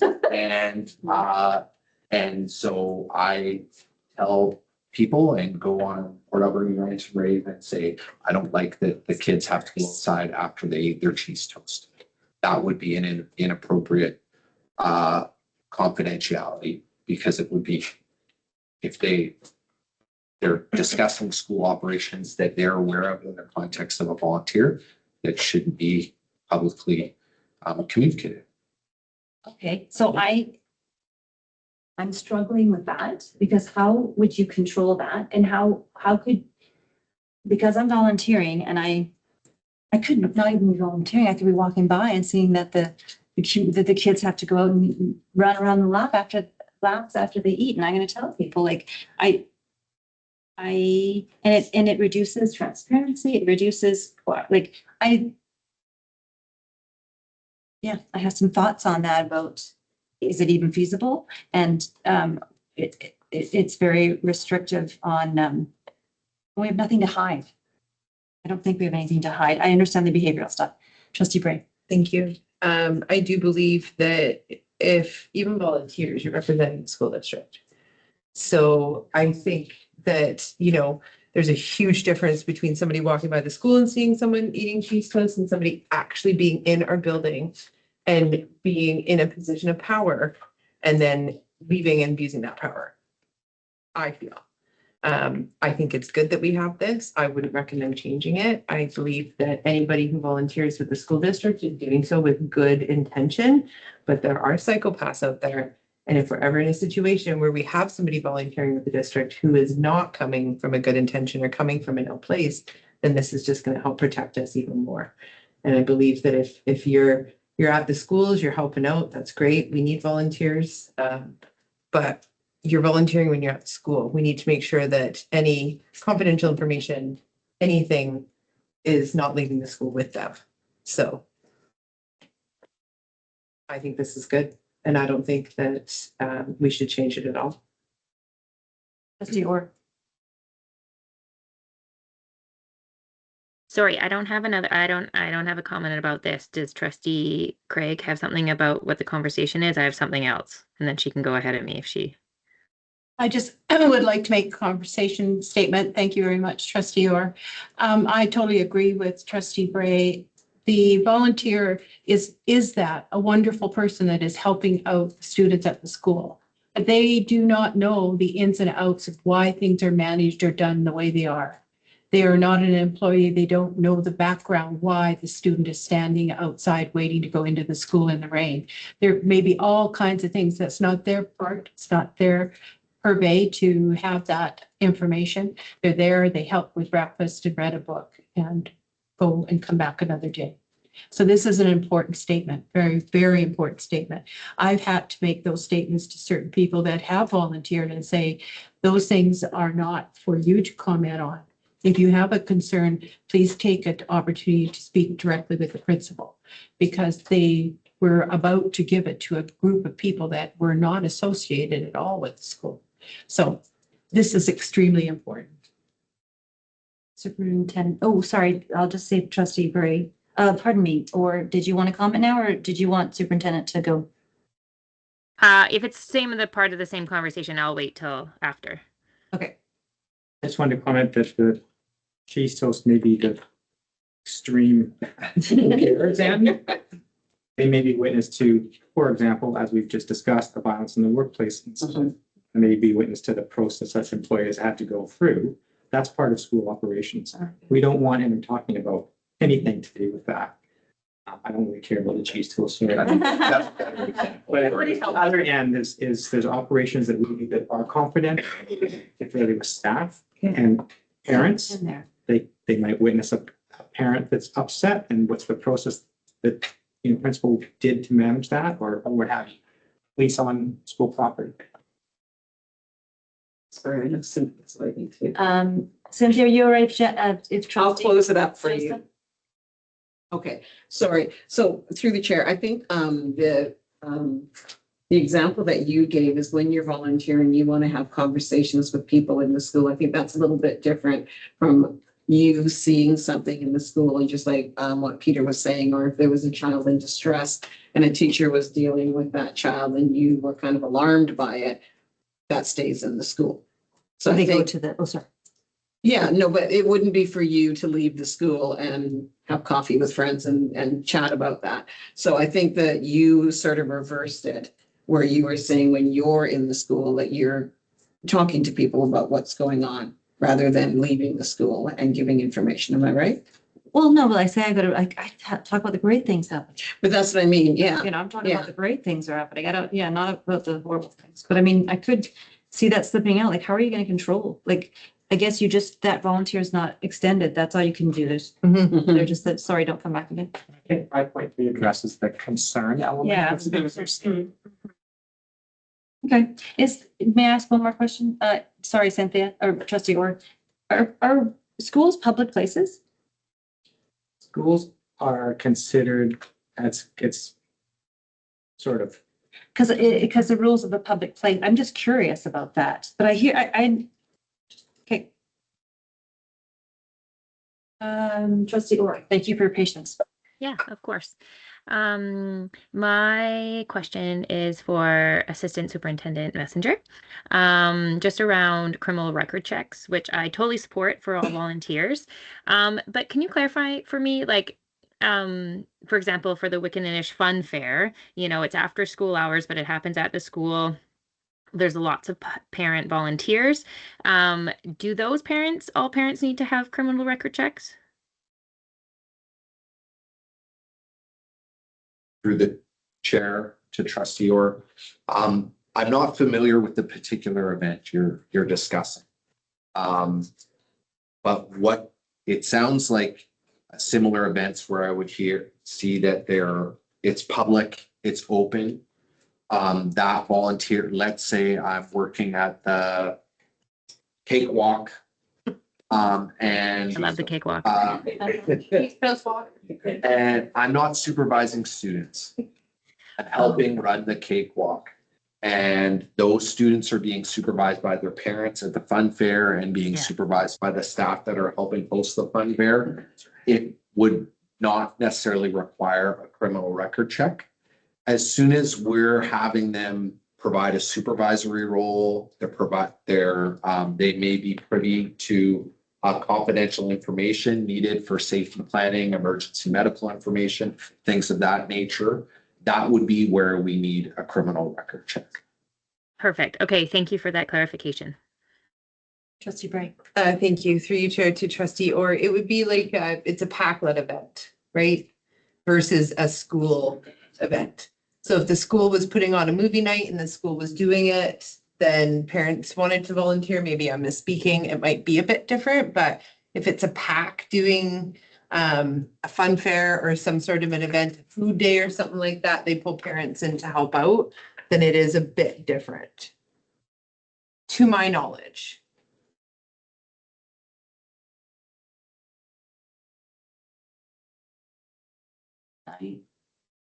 Oh, 82% New York. Yeah, this is like, Chair, this is a funny one for me particularly, or for us. You appreciate the idea of confidentiality for volunteers and its potential playing field in our social media network we live in today. My question would be, as volunteers can be quite valuable to the school community, how would the district envision the confidentiality and privacy, the strict confidentiality requirements, how would they be communicated to the volunteers so that they're clearly understood going in, so that it's a more preventative, not post hoc approach?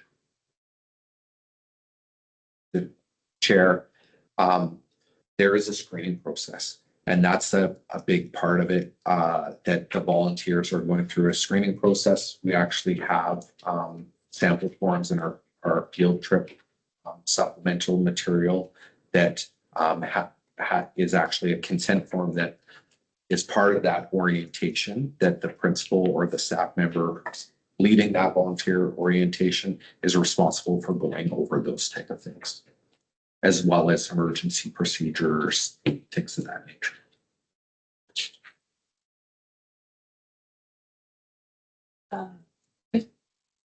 All right, I'm gonna just quickly mention a couple of things on the document.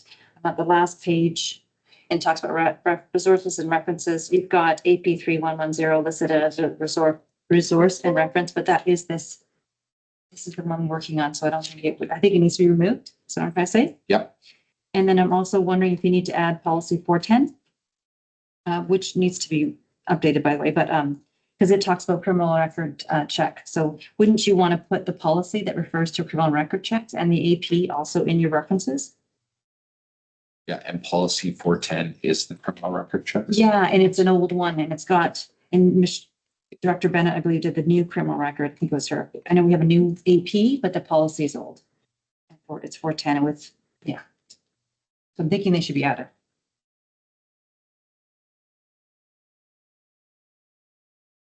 To the chair, you mentioned policy 410. What was the other one, please? It's the new AP for the criminal record, the AP criminal record review. It doesn't have a number. It's a new one. It would align, I assume, with policy 410. Okay. We're good there. All right. So, any other questions on this one? Great, thank you. And this is not, okay. So we have run out of time at 5:30. Sorry that I couldn't get through it all. I apologize. There's lots of valuable discussion. Poor guys. So my understanding is these will move to a future meeting, but I'm just going to talk out loud here because the meetings are far away and I don't know if there's anything super pressing here. So, but that's my understanding. We'll move these forward to the next policy meeting. Is that the understanding? Yeah. Okay. Just making sure. To the top of the agenda. Yeah. Okay. Thank you, everyone, for all your discussions. And where's my? If you look at this, so number 5, there's no policies to be sent to the board. Number 6 is also empty. 7 also empty. 8 empty. 9. There's one future possible policy discussion there listed. Any questions on that? Oh, okay. Our next meeting date is to be announced. It says. And Sorry, I have a yeah, of question course. about what does this mean? Future policy administrative procedures. So trustee Orr is just suggesting that it will be presented at the next policy meeting? Or was this an opportunity for trustee Orr to share? So this was a policy that I brought up actually in our agenda setting that I remember there being a board call about we should be having a student voice policy. So there was discussion at the agenda meeting and we couldn't quite drill that down. So we just wanted to have a placeholder. So we left it there so we wouldn't forget to just bring that forward to the next. I see. My apologies, trustee Orr. I just read chair, so I assumed it meant trustee Orr, not yourself. So sorry. But that's word to say. Okay, and nothing else. Thank you, everyone, for all your time. Alex, and thank you. Appreciate it. Meeting adjourned. Bye, Jeff. Sorry. That next time.